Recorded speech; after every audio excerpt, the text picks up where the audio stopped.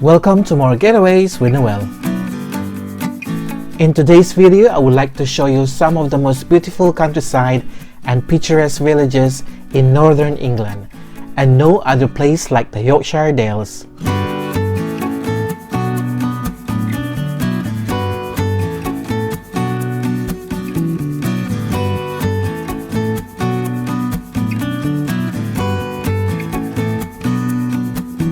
Yorkshire Dales is a national park and where you can find some of the most iconic scenery such as spectacular lush green valleys, thundering waterfalls and rivers, picturesque villages and historic castles that are truly pride of the Yorkshire County. This vast and great natural landscape welcomes thousands of visitors to appreciate its great beauty and for some countryside adventures. Should you wish to visit this national park, allow me to share with you my top 13 favorite places. At number 13, Reeth. Reeth is a small village in the northeastern part of the Yorkshire Dales and gateway to a nice walk along the River Swale or explore the beautiful valleys of Swaledale and Aysgarth Dale. This Saxon settlement village is regarded as the capital of Upper Swaledale and best known for its extensive contribution to England's lead industry. The village hosts the annual Swaledale Festival where locals and visitors celebrate music and arts. The village has several inns, cafes and shops, making it a perfect base when walking in the valleys or by the river. The center of the village holds a market every Friday where you can find a range of local products and crafts. It's also served as a parking area when not in use for public events.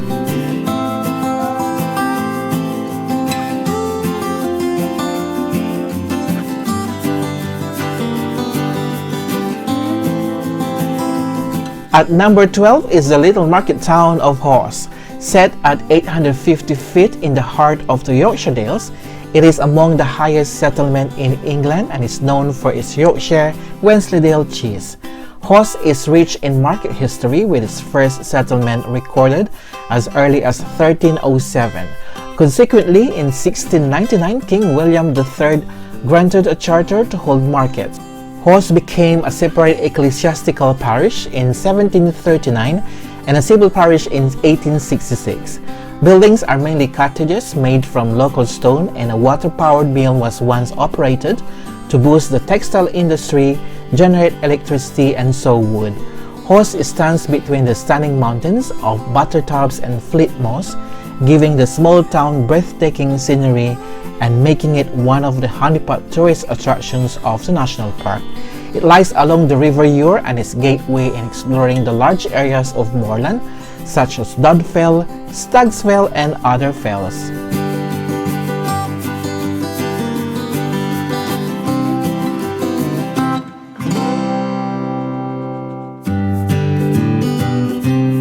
Number 11 on the list is the Bolton Abbey Estate. The estate is 30,000 acres and comprises of 14,000 acres of heather moorland, 14,000 acres of agricultural land, and 1,500 acres of wood. The most famous landmark of the estate is Bolton Priory, founded by the Augustinian order in 1154. The east end of the priory is a ruin caused by the dissolution of the monasteries in 1540. While the remaining portion of the building is used as a church. The stepping stone across the river wharf are a popular attraction for visitors, although a nearby bridge offers a drier alternative. On the opposite bank is a beach where a picnic can be enjoyed while taking in the splendid view. Also part of the estate is Streetwood and the Street. Known for its flora and fauna, Streetwood is home to wildlife such as roe deer, kingfisher, woodpecker, otters, and bluebells flowers in spring. The Estrid is a natural wonder where the river narrows, caused by wearing down of soft rock, forcing the water through at great pressure. Although an interesting sight to see, the Estrid is a dangerous place, so great care should be taken when visiting.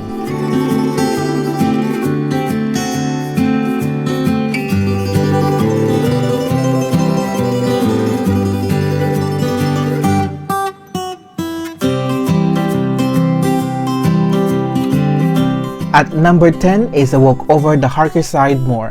This part of the Wharfedale offers a delightful circular walk, departing from Reeth and walking over the slope of Harker Side Moor down to the River Swale, giving expansive views along Wharfedale, showcasing the typical Yorkshire countryside of moorland, small villages and lush green pastures. One of the attractions on slopes of Harker Side Moor is to see the heather, covering a large portion of the landscape, giving a purplish coloration in a dominantly green landscape. Harker Side Moor is an ideal place for walkers and nature enthusiasts. Walking down the moor is the River Swale, a major tributary of the River Ure. The river and its valley harbor a diversity of flora and fauna typical to the Yorkshire Dales. Similar to other rivers in the region, the river is shaped through several types of rocks and has features typical of both river and glacial erosion. The River Swale has been a historically important part of the nearby settlements, such as providing water to aid in the raising of crops and livestock, but also in the various mining activities that have occurred since Roman times and before.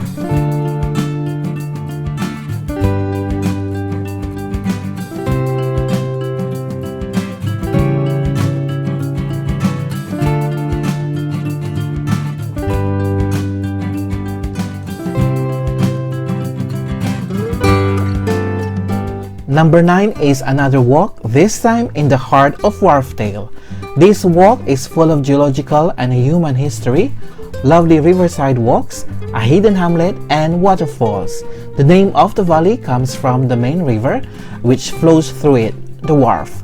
Part of the Dales Way runs along the river, which can be followed to cross the narrow Hebden Suspension Bridge. With its undulating terrain and landscape, makes an ideal route for walkers and nature enthusiasts to experience a typical Yorkshire countryside. It can sometimes be easy to miss the geological features of the Dales, but looking at the different shaped hills and crags gives an idea of the history.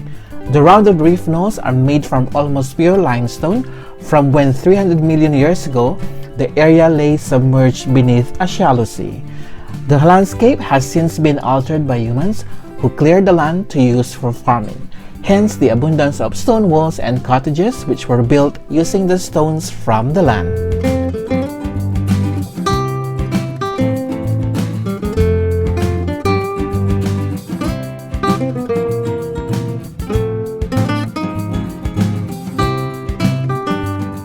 At number 8 on the list is the charming village of Grassington. Grassington is the main residential and tourist center in Upper Wharfedale and is a popular base for walkers and day visitors. The central cobbled square is surrounded by shops, pubs, hotels, cafes, and the village folk museum, with more local shops situated up the hill. The village is host to a number of festivals and community events, such as the 2-week-long Grassington Festival, which features music, performances, and visual arts. Since 2011, a 1940s themed weekend is held during September, with war enactments, dances, and vintage vehicles on display. At the end of the year, a Dickensian festival is held featuring people in period costumes, a market, and Christmas activities. Most recently, the village was used for the filming of the 2020 TV series show All Creatures Great and Small.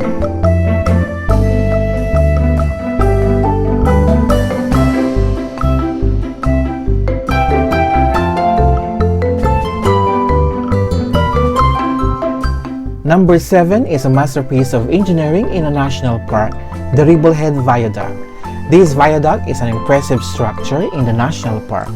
However, its stone constructions complements the surrounding countryside and provides a dramatic backdrop for photograph enthusiasts.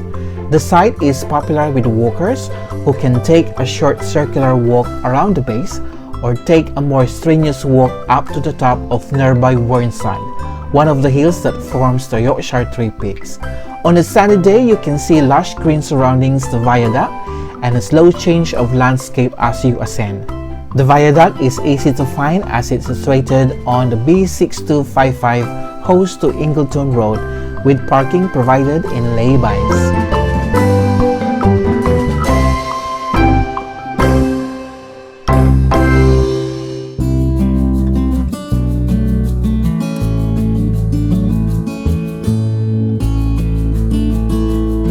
At number 6 is Burnsall. Burnsall is one of the most beautiful villages in Wharfedale.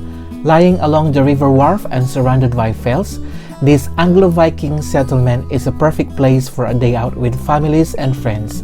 With its captivating scenery, it is becoming a popular backdrop or setting for weddings and other events. It has shops and cafes, and the riverbanks provide a scenic picnic ground or to enjoy a paddle, especially on a hot sunny day.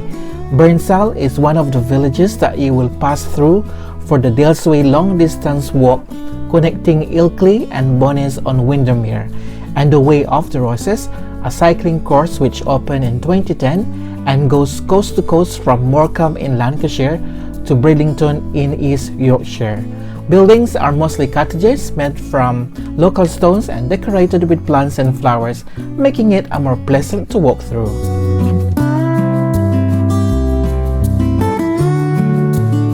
Number 5 is an imposing building which can be viewed from across Wensleydale, the Bolton Castle.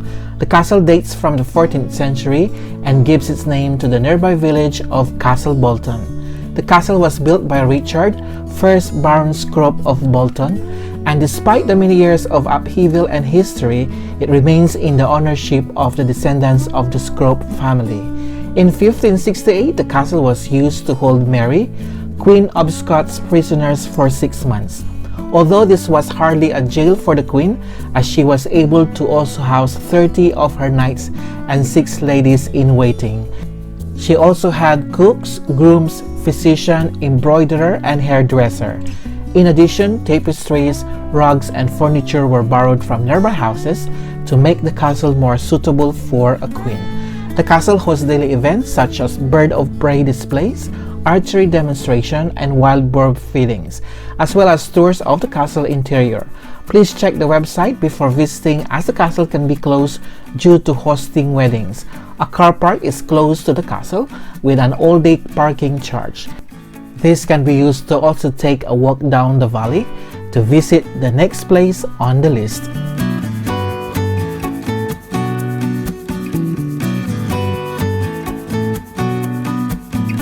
At number 4 on the list is Aysgarth Falls, probably one of the most popular stretches of rivers in the north of England.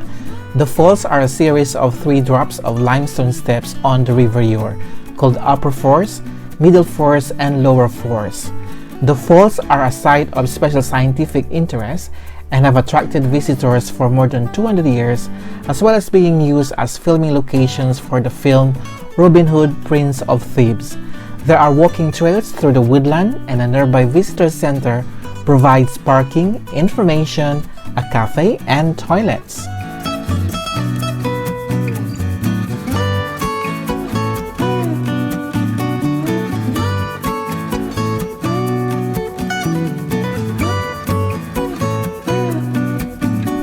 Just 2 miles south of Aysgarth Falls is number 3 on the list, the lovely quiet village of West Burton. Hidden away in the valley of Bishopdale, West Burton has a large village green surrounded by pretty stone cottages and houses. With no through roads, the village is an undisturbed area of the Yorkshire Dales. This Iron Age settlement deserves its designation as a scheduled ancient monument. The octagonal market cross and stocks on the village green are evidence that the village was once an important marketplace but is today used as a recreational ground. A short walk from the village is Bolton Falls, also known as Cauldron Falls, which was famously sketched by G.M.W. Turner during his tour of Yorkshire in 1816. The falls are most dramatic after heavy rain, with the name deriving from the plunge pool which resembles a cauldron and provides a breathtaking backdrop for photographers. The charming and peaceful village of West Burton surely captivated my heart, and another visit will definitely on my list.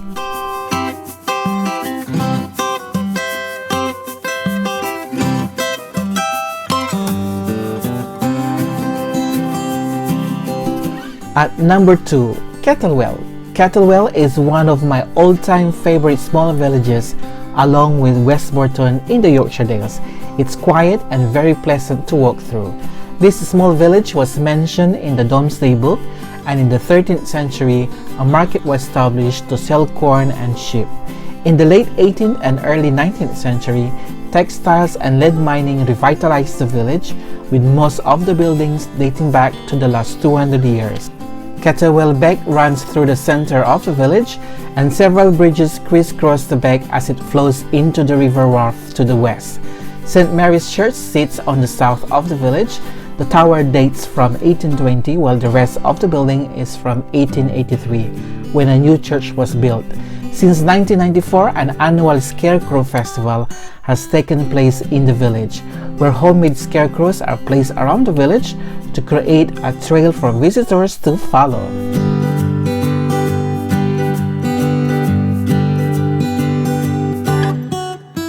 At number 1 is the magnificent natural wonder which attracts thousands of visitors, the Malham Cove. The huge amphitheater of limestone rock is 1 kilometer north of the village of Malham and has a vertical cliff face of 80 meters high and 300 meters wide. The cove was formed more than 12,000 years ago when glacial meltwater caused a waterfall to erode the soft limestone. To the one side of the cove are about 400 stone steps, which are used to access the large limestone pavement, offering views over the nearby village and the valley beyond.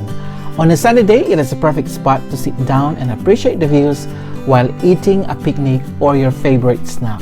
The limestone pavement was famously featured in the film Harry Potter and the Deathly Hallows Part 1, where Harry spent some time camping.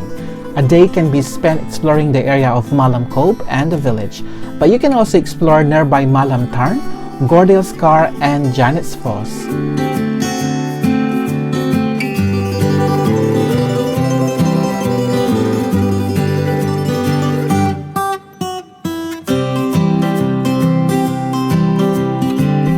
I hope you enjoyed seeing my favorite places in the Yorkshire Dales. Please comment below if you have your favorite place which I didn't mention.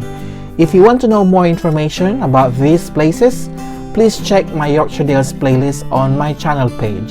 Just a reminder that if you will visit the Yorkshire Dales National Park, please make sure that you are aware of the countryside code. Thank you for watching, and please subscribe to my channel for more Getaways with Noel.